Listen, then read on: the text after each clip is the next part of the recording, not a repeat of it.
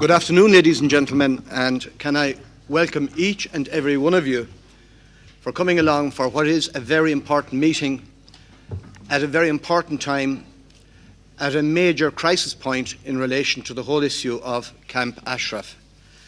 And I want to, in particular, welcome again Mrs. Rajavi, who has done such excellent work. Her presence here today is symbolic of what she has done on a global front for defending democracy and defending Ashraf through her competent leadership.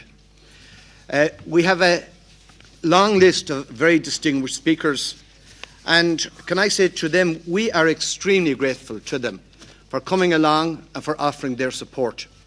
They are people who have a huge amount of political experience and hopefully a huge amount of power in terms of bringing this disastrous situation to a correct, satisfactory and humanitarian conclusion.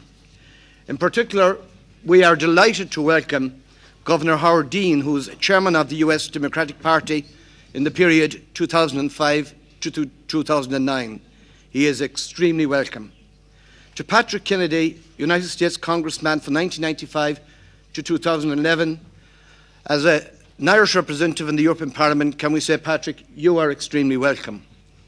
We know that he comes from a very long, noble and powerful political dynasty in the United States.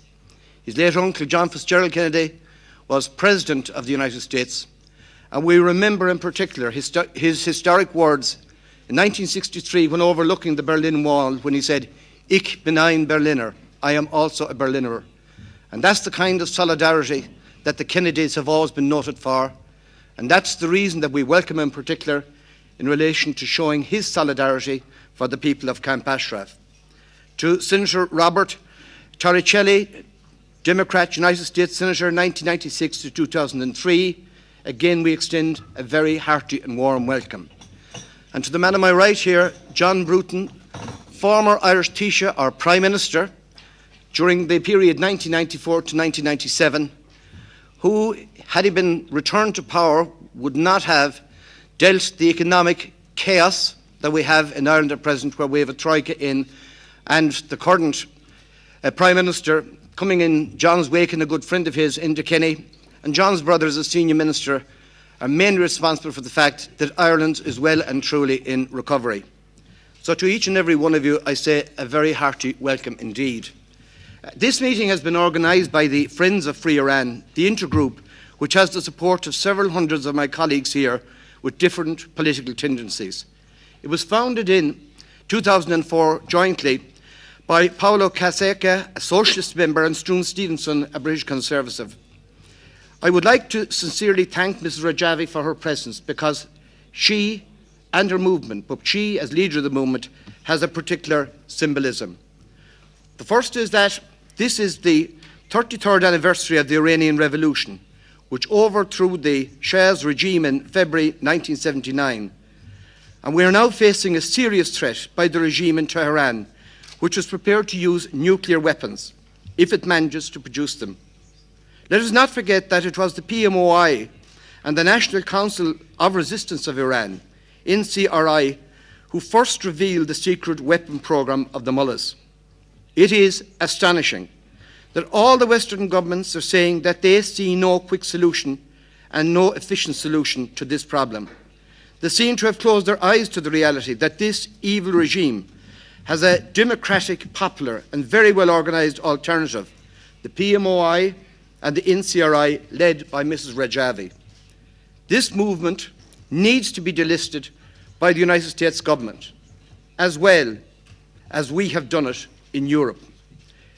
It needs to be done internationally, and it needs to be recognised internationally as the only democratic alternative representing the Iranian people and capable of bringing freedom of democracy to Iran. The United States, as well as the European Union, by having an appeasement policy with Iran in these years and putting the biggest enemies of the mullahs, which are the PMOI, in different blacklists, have lost several years.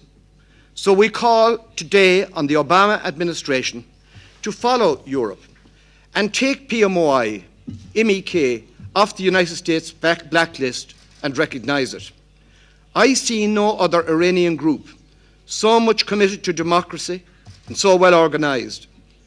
This resistance, including those brave people in Ashraf, truly believe in a secular state and women's rights.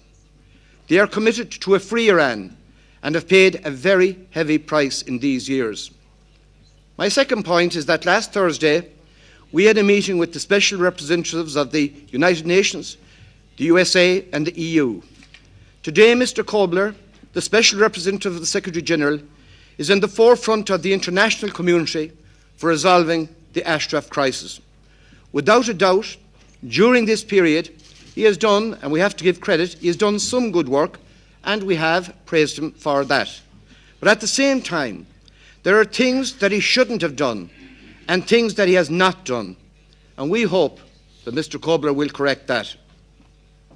On January the 31st, he announced that Camp Liberty is ready, and while quoting UNHCR, he wrote that the camp complies with the humanitarian standards.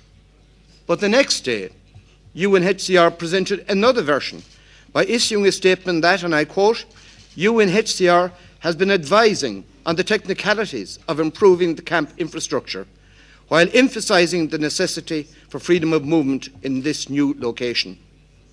In the agreement signed by Mr. Kobler with the government of Iraq on December 25th, it was stipulated that humanitarian and human rights standards should be provided for at Camp Liberty.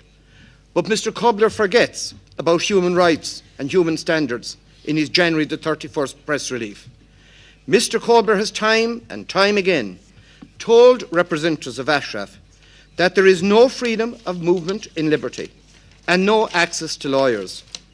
Building the facilities are important, but far more important is the human dignity of these people in Ashraf and their freedom of movement in this new camp. And our question is this a voluntary relocation or is it a forced relocation?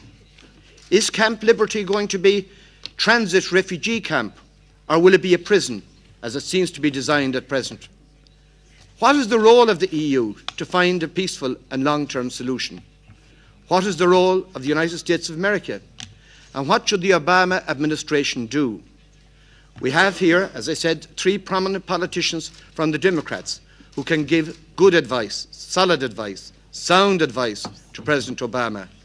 But one thing is quite clear, that Ashraf residents and the representatives have come all the way and have entirely shown their goodwill and their good faith. From this point on, it is up to the United Nations, it is up to the European Union, it is up to the United States to live up to our common shared responsibility.